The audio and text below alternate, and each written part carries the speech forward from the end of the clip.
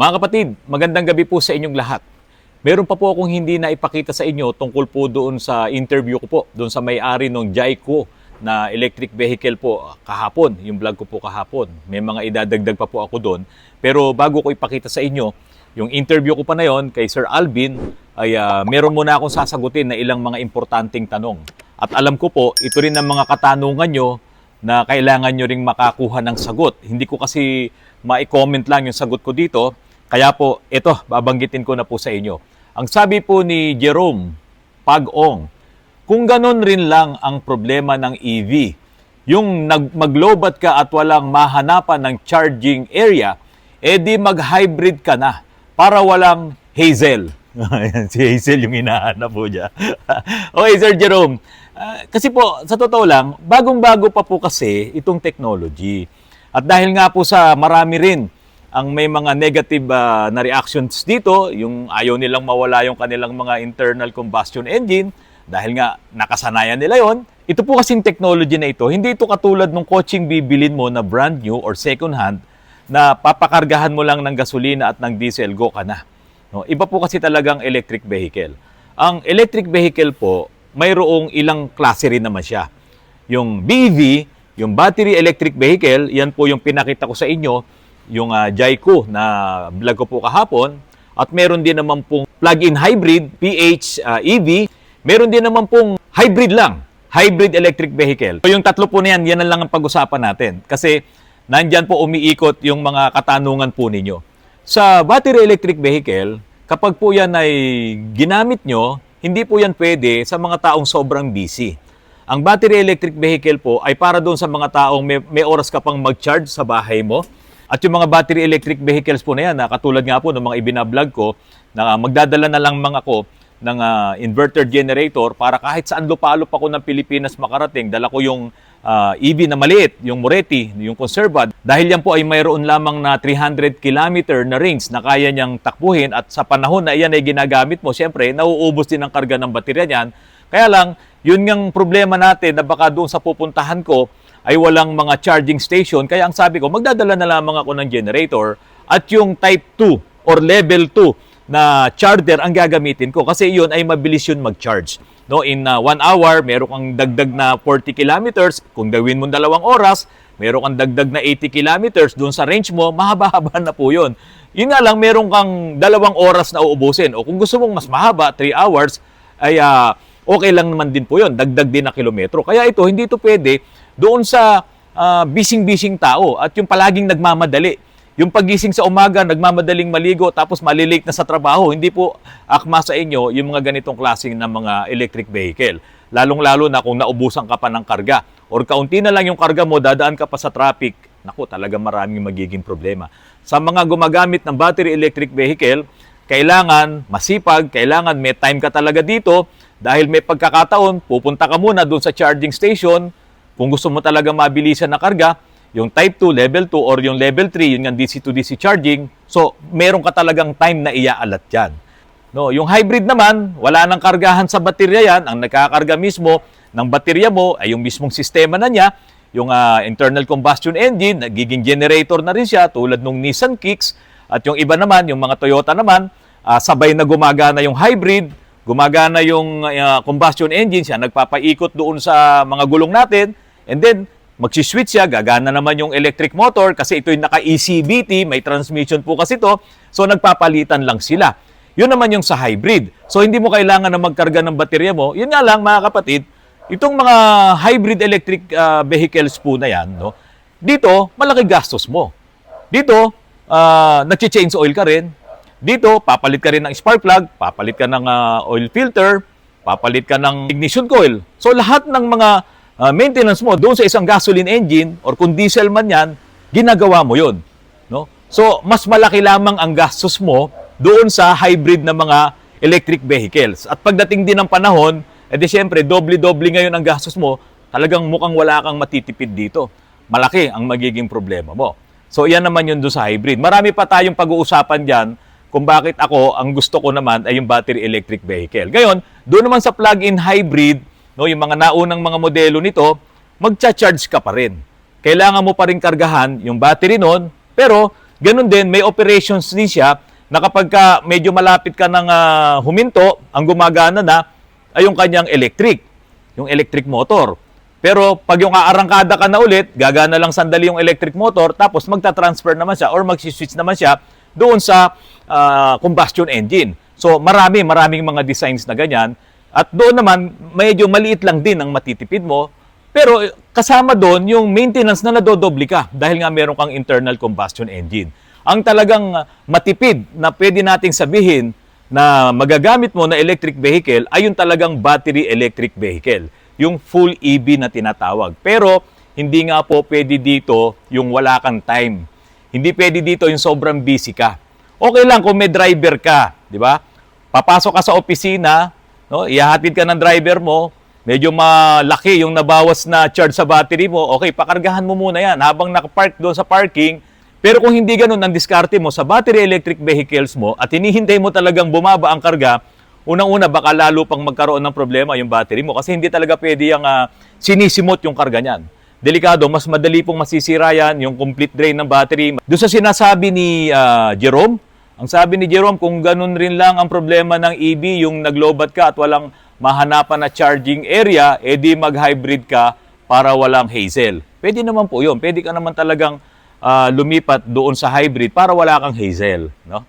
Baka mamaya, Sir Jerome, ang pangalan nung asawa mo, Hazel, baka kaya mo lang sinasabi yan, ha? No, hindi po Hazel, Hazel po. Okay, puntahan ko naman yung susunod na tanong po sa atin. Tanong ko lang po, sir, mahal po ba ang magpa-charge sa station sa mga ganyan? Ito naman po ay galing kay James Atup. Alam mo, Sir James Atup, sa sa charging po, sa AC mobility, no? Ang charge po nila per kilowatt hour sa baterya mo ay nagkakahalaga po ng 28.50 pesos. Ang charges po nila diyan sa per kilowatt hour. Kaya kung halimbawa, nagkarga ka ng 4 kilowatts o i-multiply mo yung 28.50. Doon yung sa AC charging. Mapa type 1 yan or type 2, yung tinatawag na AC charging, medyo mahaba-habang panahon yan, no? 30 minutes, 1 hour, or 2 hours, yun ang singil nila per kilowatt hour, 28.50. Tapos doon naman sa DC to DC charging, yun yung mabilis. May mga units na 5 minutes lang, kargado na. No? 10 minutes, 30 minutes, or sabihin mo nga 1 hour, talagang puno na. Totally fully charged na yung baterya mo, 90%. Yun naman, ang charge nila doon ay 35. No? 35 pesos per kilowatt hour. Ang sinasabi natin sa mga electric vehicle, yung mga SUV na malalaki katulad nung Jayco na binlag natin kahapon, ang sabi ni Sir Alvin, yung kanyang 12 kilometers na tinakbo, ang estimate niya ay nasa 2 kilowatt hour. Lumalabas na ang kanyang nagagastos at 26 pesos lang doon sa 12 kilometers. Kaya po, kung ang sasakyan nyo, yung isang sedan nyo, yung Vios nyo na 8 kilometers per liter, ang natatakbo doon sa 1 litro, magkano 1 litro ngayon? Sabihin mo 85 pesos, 8 kilometers lang natatakbo niya. Samantalang itong kay Sir Alvin, yung Jayco, yung 12 kilometers ay 2 kilowatts per hour lang ang nagastos. Magkano ba per kilowatt hour sa Meralco? 13.8 pesos. So, dinoble lang, 26.70 pesos ang gastos niya sa 12 kilometers na natakbo. Ngayon, doon sa tanong mo, magkano ang charge nila sa mga charging station? Ito po, sa AC Mobility, 28.50 per kilowatt hour. Pero kung doon ka magsasaksak sa bahay mo, 13.80 lang. No? 13 pesos and 80 centavos ang charge po ng Meralco per kilowatt hour. Sa AC Mobility, 28.50 doon sa AC charging at doon naman sa DC to DC charging, 35 pesos per kilowatt hour. Ngayon, magkano yung kinikita ni AC Mobility sa pagkakarga sa atin? Kung ang singil ni AC Mobility ay 28.50 minus 13.8 doon sa per kilowatt hour na singil ng Meralco, si AC Mobility ay kumikita po ng 14.7 pesos per kilowatt hour. Mas malaki pa yung kita niya kay Meralco. Di ba kasi 13.8 lang po kay kay Meralco. Samantalang sa kanya ay 28.50. Pero sa kabila nun, mas matipid pa rin po. Kasi yung 28.50 na yon na siningil ni AC Mobility, kayang tumakbo po nun ng almost 12 kilometers. Doon sa malaking SUV, yung Jayco na pinakita namin kahapon. Pero doon sa ginagamit ko na mas maliit na EV, nako, mas malaki yung matatakbo nung 2850 na yon. Hindi lang yung 12 kilometers. Tulad nga ng mga nakaraang vlog ko, halos umaabot pa po yon ng 24 kilometers yung 2850 pesos po na yun. Dahil sabi ko nga po sa inyo, ako araw-araw, 30 pesos lang ang nagagastos ko, pero ang kilometro na natatakbo ko back and forth ay 24 kilometers. Kaya malaking tipid pa rin po, kahit na medyo malaki ang kita ni AC Mobility. Bakit ba malaki ang kita ni AC Mobility?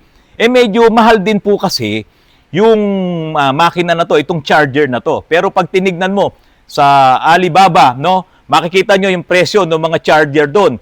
Merong magsisimula sa 80,000, may 100,000, may 300,000, merong 500,000. Doon na siguro yung DC to DC charger. No, binebenta yan sa Alibaba. Siyempre, China rin yun. Yung walang tiwala sa China. Siyempre, hindi ko na kayo pipiliting maniwala. Pero bakit ko po sinasabi to? Ito pong EBIDALO, Electric Vehicle Industry Development Act, nakapaloob doon sa batas na yon na pwede kang magnegosyo. Lalong-lalo na po ngayon na medyo dumadami na yung gumagamit nitong mga electric vehicles. Marami na rin nang bumili, nakapila nga dyan kay VinFast. Yung mga nag-order, nakapila din po dyan kaya yung BYD. Diba? Nakapila yung mga bumibili ng mga electric vehicles. Pati nga po kay Moretti, naubos na yung konserba. Kaya pagpapaparating na ulit si Sir Gianni rito, marami na po ang gagamit. Ngayon, saan nga sila mag-charge? Kaya kung meron kang business mind, no? Kung business-minded ka, ito ngayon ang tutukan mo. Bumili ka ngayon itong mga pang-charge na to para magtayo ka ng sarili mong charging station. Siyempre, kukuhanan mo yan ng business permit. Alamin nyo kung paano ang mga kailangan gawin para makapag-put up ka ng charging station na hindi ka po mawawalan ng kliyente. Hindi ka mawawalan ng magpapacharge sa'yo. Bakit?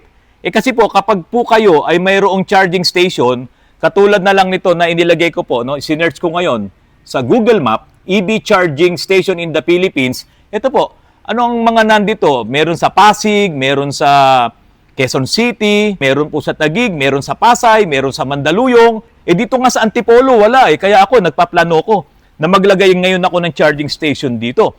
Since naman legit naman po yung business natin, yun nga lang siyempre, yan ay delikadong business kasi may electricity yan. Kailangan pag maglalagay ka ng charging station, susundan mo ngayon, maging compliant ka doon sa ibibigay ng DOTR or ng DOE or ng LTO na mga guidelines para makuha mo yun, para makapasa ka na magkaroon ka ng charging station.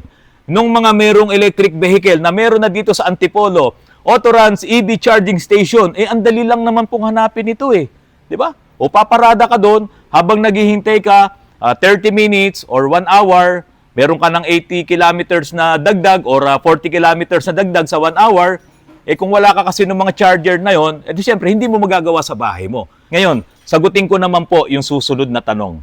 Sabi ni Gwen, dapat maging transparent kayo. Pag nasira yung battery, how much po? Yes, matipid sa kuryente. Pero pag nasira battery, sakit sa bulsa. Looking forward na someday, presyo ng battery bumaba para madami mag-avail. Maganda po ang future ng mga EVs. Ang downside is una, cost ng battery and availability ng parts plus charging station. Maganda ang EV sa environment. Dito po sa comment po ni Gwen, no? Sir Gwen, kung wala ka pang EV, talagang ganito ang mapipicture mo sa mga iniisip mo tungkol sa EV. Ngayon, doon sa presyo ng battery na para na sinasabi mo na maging transparent kami, ganito na lang yan. Maraming mga modelo ng electric vehicles. Nagkalat na ngayon dyan sa Quezon Avenue, dyan sa BGC, sa Makati, sa Mandaluyong. Ang dami nila ngayon. Dito nga lang sa Ortigas Extension, may mga tindahan na po, mga dealers ng mga electric vehicles. Mag-window shopping ka na lang. Pumunta ka dyan sa mga showroom na yan na kahit na wala ka pang pambili, tingnan mo muna yung mga displays nila doon at pwede mong tanungin doon sa mga dealerships, dyan sa mga salesman yan, kung magkano ba ang battery ng electric vehicle na tinatanong mo. Simple lang naman yan, sasagutin din naman nila kayo. Kasi kung aasahan mo naman si Google, ito lamang po Si Google po, ang sinasabi ni Google at ni AI, kapag po 27 kilowatt hour yung battery ng unit mo, nagkakahalaga po, nagre-range po ang battery niyan ng 250,000 to 400,000 pesos. Depende doon sa type ng battery.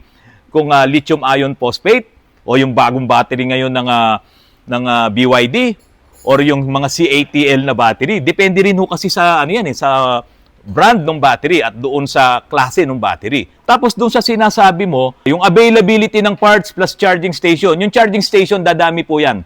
No, huwag kayong mag-alala dahil maraming magbi-business niyan. Hindi nga lang kasi ito dinadrive, no? Hindi ito pinupush ng gobyerno. Pero wag po kayong mag-alala sa mga susunod na araw, no? Marami na kayong maririnig na magtatayo ng mga charging station. Kasi nga ang gobyerno nga, gusto nila puro EV nang gamitin nila eh. Nabasa ko yan sa isang news. Kaya yung mga sasakyan ngayon ng gobyerno, malamang talaga isusubasta yan, mga kapatid. No, ibebenta nila yan para po magpapalit na sila ng mga electric vehicles. At kapag ang gobyerno nagpalit ng mga electric vehicles, sigurado yan. Bawat government offices may mga charging stations po yan. So magdadamihan yan. Ngayon, pagdating doon sa mga parts na magkakaroon doon ng problema, palagay ko hindi po magiging problema yung parts. Bakit po? Nasabi ko na hindi magiging problema yung parts.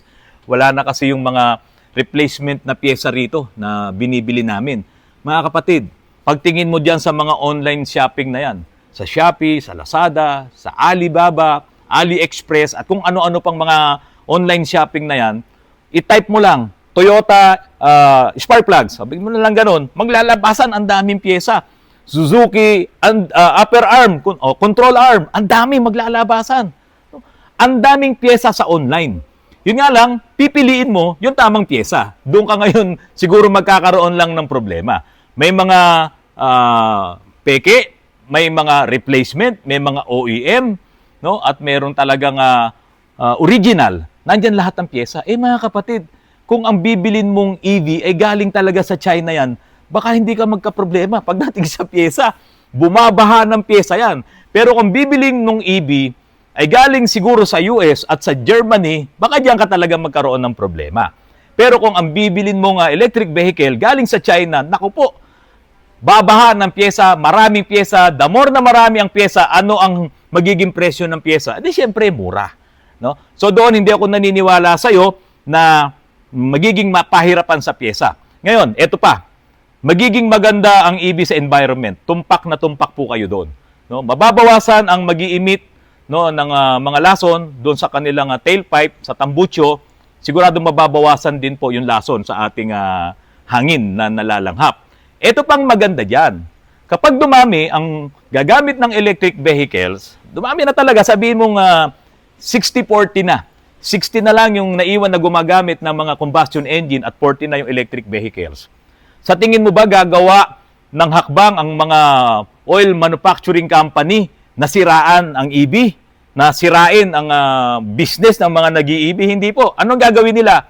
Ibabagsak nila talaga ang presyo ng mga fuels po na yan, pati ng langis. Magbababaan po ang presyo niyan. Kasi magiging competitive ngayon. Kung mahal ang langis mo, kung mahal ang gasolina mo at diesel mo, bakit pa ako bibili niyan ng mga combustion engine? Dito na lang ako sa EV. Na gumaganda na yung sales, gumaganda na, dumadami na yung mga charging station. Di ba? Ganun po ang mangyayari niyan. Magkakaroon ngayon ng labanan niyan. Pero itong EV, nakakatipid ka. Itong EV, meron kang return of investment. Pero dito sa combustion engine, wala kang return of investment. Meron pa isang nagtanong. Ang sabi niya, pag dumami na ang EVs, babagsak daw ang grid. Ito na lang, isang example ko po sa inyo. Bilangin nyo yung mga nagtataas ang mga condominiums na yan sa buong Pilipinas. Ang dami niyan. Bawat isang kwarto ng condominiums na yan, mahirap ang may-ari ng kondo pag walang aircon. At karamihan po ng mga condominiums po na yan na unit, ang mga ginagamit na kalan dyan, puro di kuryente. Diba? Lahat naka-aircon. Doon pa lang para ka nang gumamit ng maliit na EV, no? Na kumukonsumo ng kuryente. Gaano karami yun? O yung mga malls na yan, gaano karami, gaano kalaki yung kuryenteng nauubos niyan? Bumagsak ba ang grid natin? Hindi naman Tapos yung nagsasabi, tumataas na yung presyo ng gasolina at ng diesel, tataas yung kuryente, di tataas din daw ang singil sa EV. Hindi po. 3% lang po ng power generation sa buong Pilipinas, ang kinukonsumo nila sa diesel ay 3% lang. Napakaliit lang po nun.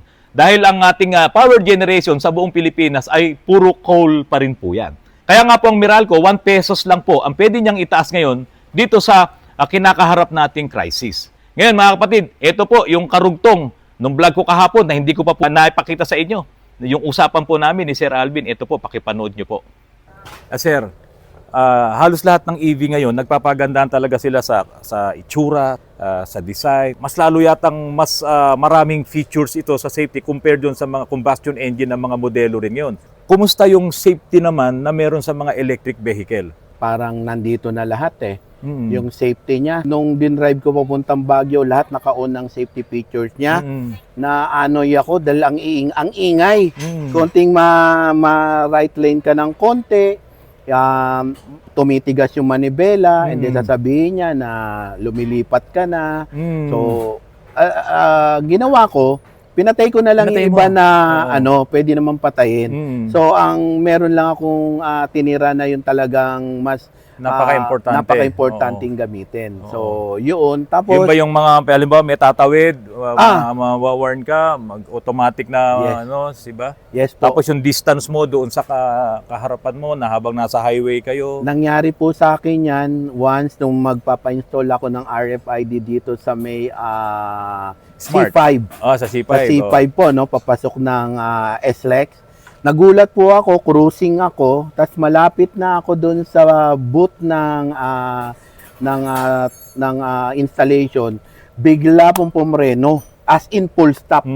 Sabi ko, baka merong aso na na-sense, kaya biglang pumreno. O ano nangyari? So, bumaba ako, wala eh.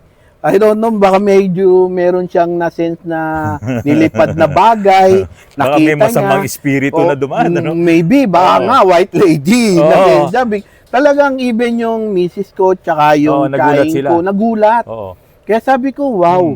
So, kahit na nalingat ka, kahit na nagulat ka, na para sa tingin mo binigla ka, at least alam mo gumana yung safety feature niya. Yes po, tama po. Diba? Yun Tama ang pinaka-importante. Pinakamalaking. Kaya yung iba nagugulat dahil siyempre pag naka-engage yun, biglang pagka hindi niya nakuha yung distance na hindi mo pa inapakan yung preno, nag-i-engage siya.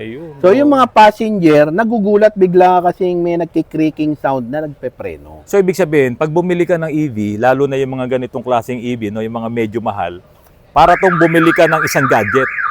No? Para kang bumili ng isang bagong cellphone na nasanay ka doon sa mga 3110, mga Nokia nung araw na talagang pag binuksan mo, makakadial ka na. Ito, para kang bumili ng isang bagong gadget, isang bagong laptop or computers na aaralin mo lahat yung mga features niya. Ganun sa electric vehicle, no? So ito, sir, nahihiga din to pag ganon. Yes po. 60-40 po ba yan? Tawag nila? Okay. Sunroof po yan. Gumagana to, sir? Gumagana po. Yeah. Pakita mo. May voice command din siya. You can tell me. Open sunroof. Okay, the command has been executed. Hello. Close sunroof. Okay, the command has been executed. Hindi siya Chinese, oh. Opo. English talaga siya. English speaking. Ito yung Westlake, no? Ito yung iwa-workout, no? Opo. Naka-Westlake, na po yan? For replacement na po. Hindi siya talaga EV rated, no? Hindi po siya EV rated. Kasi highway terrain ordinary lang naman po. Actually, sumabog na po yung kanang ko. Ganun? Island lang nung anak ko. Diretso. Sa sobrang bigat, no? Opo. Kasi BM po, naka-Westlake din to. IP65, tapos sabi nga nung ahente, nung technician niya, basta wag mo lang bababad. Kung nabahaya mo, 30 minutes, alis mo na. Pero more than 30 minutes, baka magka-problema na, pasukin na. Papasukin talaga. Pero kung dadaan ka lang, walang problema. Kahit nga malakas ang makalubog. ulan, kahit mag-moist siya, walang problema. Sealed na sealed.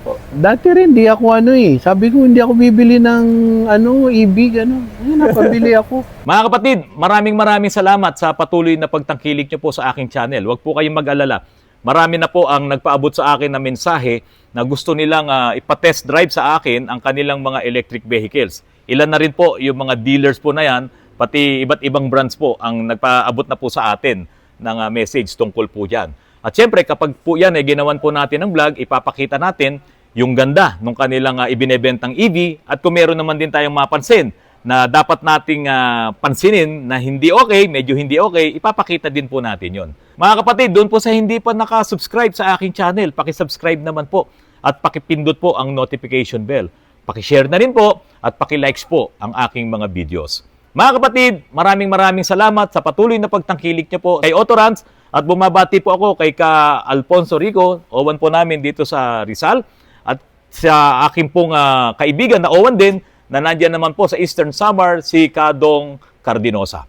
Magandang gabi po sa inyong lahat.